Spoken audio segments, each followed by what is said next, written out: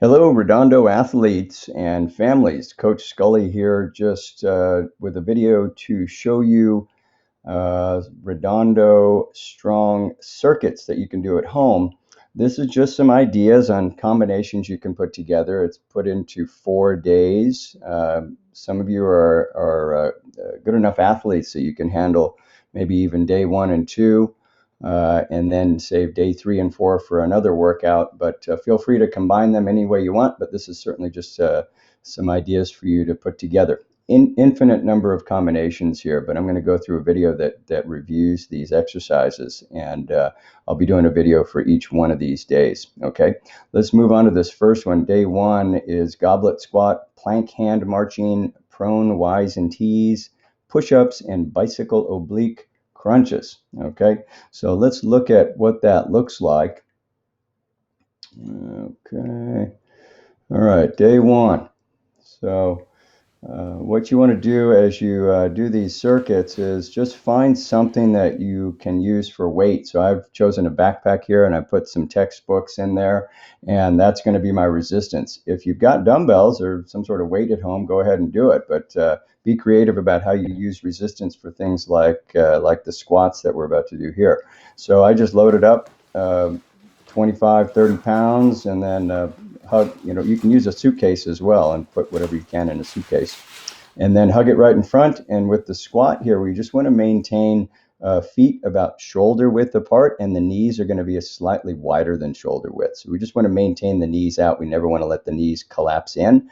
The back is going to remain very straight. Chin is tucked, so it's a very straight back, but your back is allowed to bend forward a little bit. So just push your hips back as if you're sitting in a chair, and your weight is distributed evenly in your feet. So you're not on the balls of your feet, and you're not way back on the heels.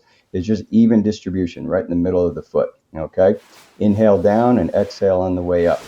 So after your goblet squats, you can choose the number, by the way, but I've got 15 reps listed. You're going to do plank hand marching. So on the plank hand marching with our athletes, we always encourage them to view this as creating a tabletop that you could put a cup of coffee on your back and have it not spill as you alternating raising your arms. So you're going to have very wide feet, kind of a tabletop back with your abs very tight, your whole core very engaged, and your neck is neutral.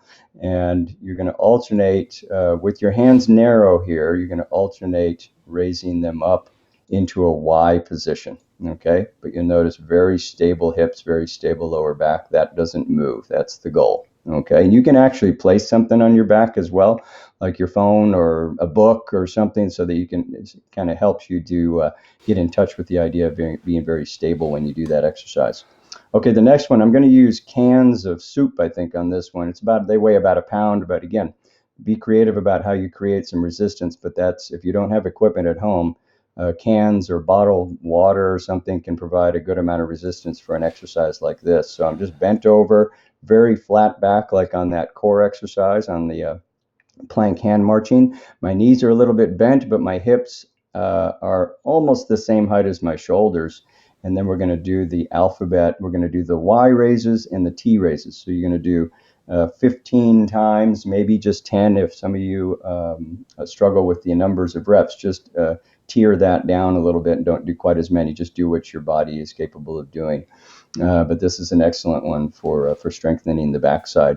And then we move on to push-ups. So your classic push-up. Again, think about this is just basically the push-up you should view as a plank that's going up and down. So very stable torso, really engaged in your abdominal areas, in the whole front of your abs there. I have wide feet here, but you don't have to have your feet wide, but make sure your hands are a little wider than shoulders. And when you go down, you maintain this perfect plank position, and your elbows go backwards this way at about a 45-degree angle away from your torso. Make sure your elbows don't wing out way out to the side, straight out at 90 degrees. They're kind of jetting backwards somewhat, okay?